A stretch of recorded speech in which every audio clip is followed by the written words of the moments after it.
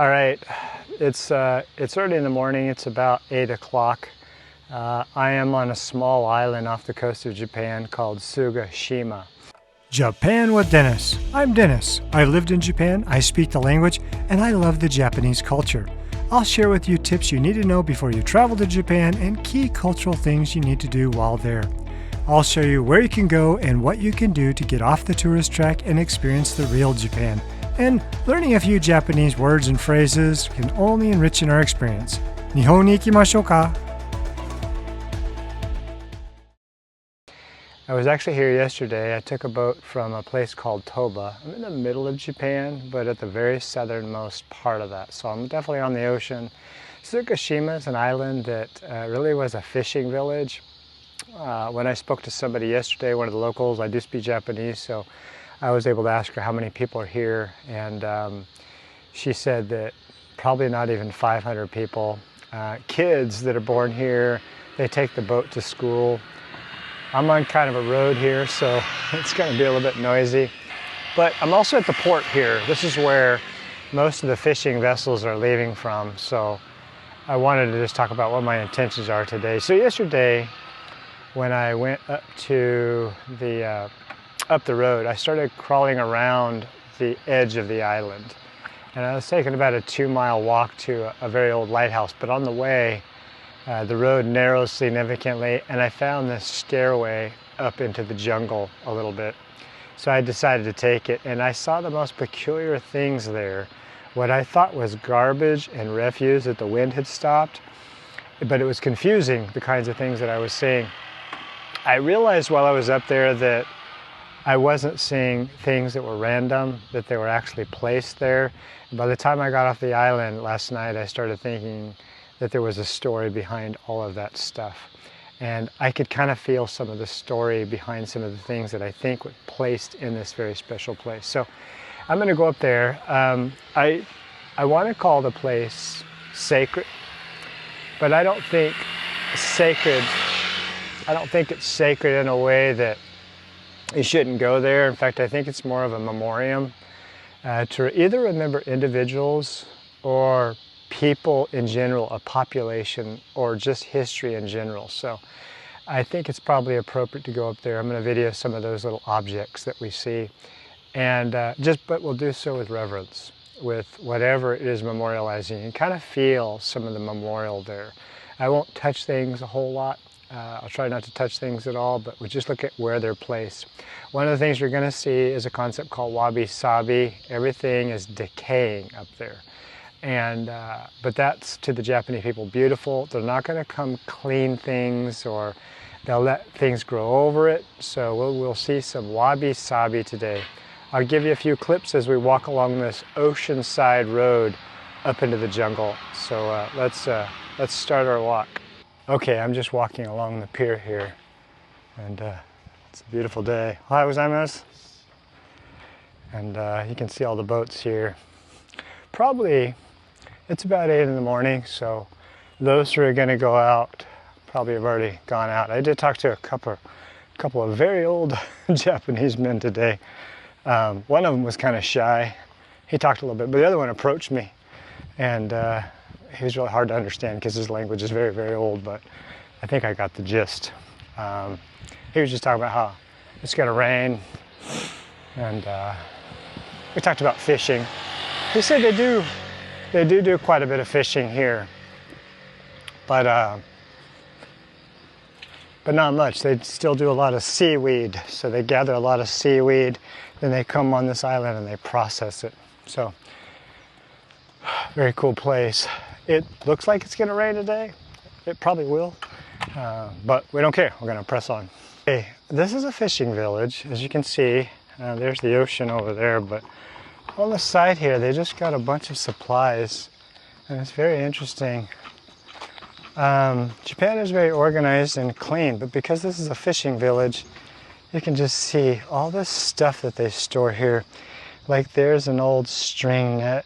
You can see that. Take a look at this. Don't know if I'm allowed to get closer, and somebody's watching me, so I'm always being watched on the island. Not because they suspect me, but because I have blonde hair and blue eyes. But these right here are just stacks and stacks of anchors, and very, very rusty. Still have some ropes on them. I don't know if they'll ever be used again or why they're here, if they'll just be here forever or what. But just stacks and stacks of stuff. There's an anchor and tires. And check this out. Here's some buoys, and then here's a bunch of fishing gear. These would be floating nets that they would stick out, I assume would drag behind the boat. But lots and lots of just kind of stuff here. Everything is very rusted and very old, and yet they're still here, and they're still definitely fishing.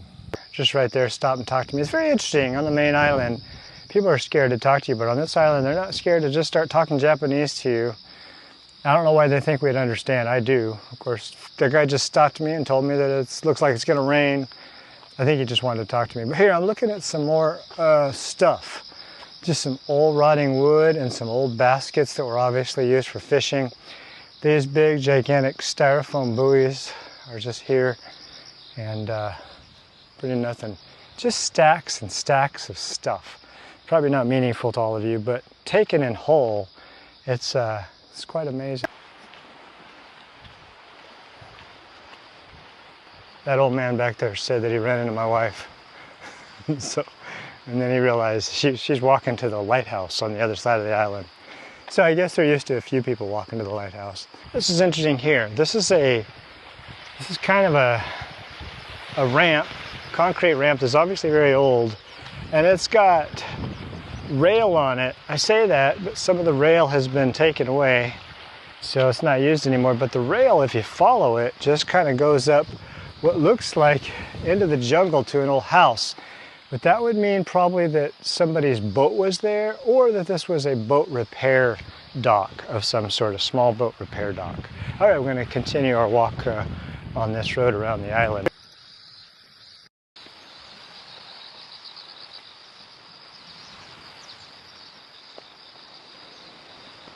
Okay, we have arrived at the place. So if you walk up the road here, you can see that it's very, very steep, first of all. But then if you turn around, this is what you see, this staircase that goes up into the jungle up at the top. So we're going to start walking that staircase. Just a moment before we go up this staircase here, I want to remind you that we're going to look closely at objects, going to try not to touch them. I think they're a memoriam for either individuals, maybe who died at sea or just died and were seafaring people all their life, or they're a memoriam for a people or just this community here, and it represents just what has gone on in the community. But I do feel like some of them are very tender things. But at first, I'm going to show you how this looks like it's just randomly strewn about refuse. If you look closer, we'll look closer, and we'll see that, nah, those were placed there for a reason. Okay, well, first of all, the whole path, they have some kind of white rock, which you don't see a lot of. So it was obviously brought here. And so it's a little bit of a treacherous walk. As you get up here, I want to show you, first of all, just so you can see, definitely in the ocean. The ocean's right there. So it's definitely a beautiful view, but this is very, very overgrown. And as you look up the path, you'll start to see what I'm talking about. Now take a look at this. So this looks like some kind of fence that they kind of created, but if you look at it, what's there is not just sticks of bamboo wood, but that pink thing. Let me just kind of get here. This pink thing and this black thing, and then there's another rod behind that. Those are fishing rods of some sort that were probably connected to a boat. And so you can see that the fishing rods were, there's lots of fishing rods in this fence. I thought it was just bamboo sticks, but it's not. So as we get closer up here, we'll start to see more interesting things. All right, now they have a fence right here. You can see there's objects. There's definitely an old pot with a plant in it. And then we start seeing objects like a fishing net. See what else we see. More little square fishing nets, panels of wood.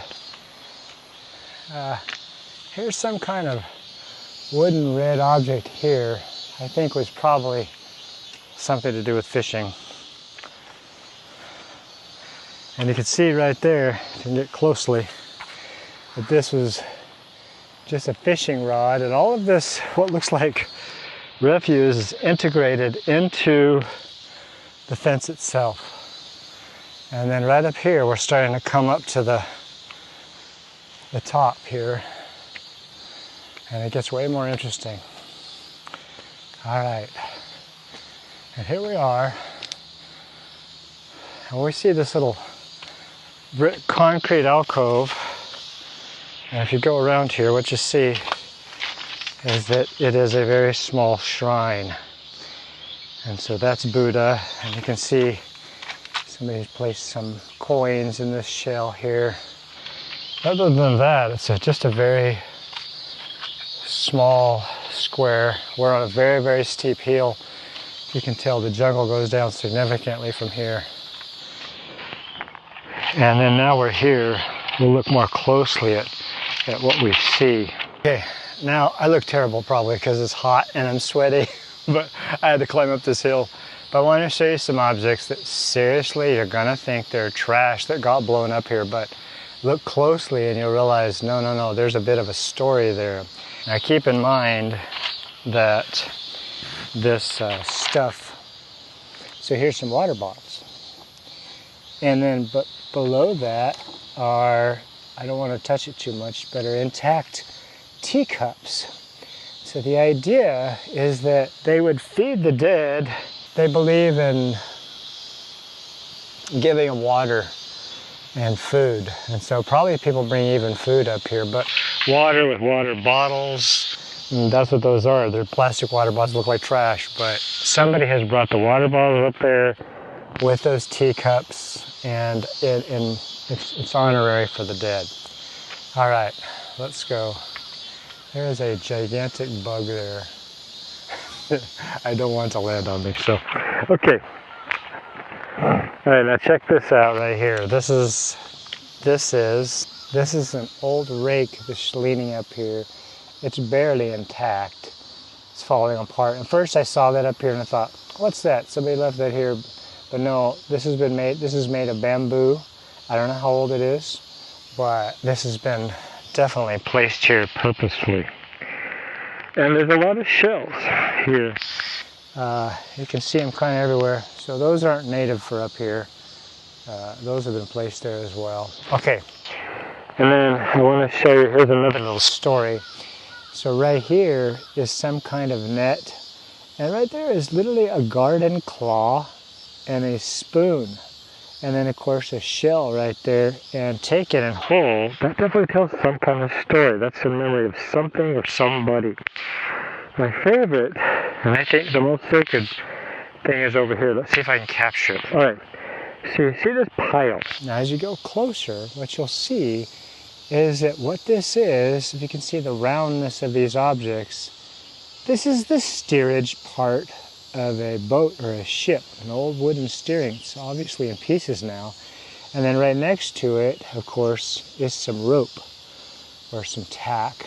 If you can see that, I'm going to touch it just a little bit just to bring that up. And then of course, right in the middle is a glass buoy ball. That's what they used way back in the day, that would float in the ocean. So they could tie nets to it. So that definitely tells some kind of story there. Not sure what it is. In my mind's eye, I think it probably commemorates a people, but it could commemorate a person as well. I'm going to look at it a little bit more closely to see what else I see.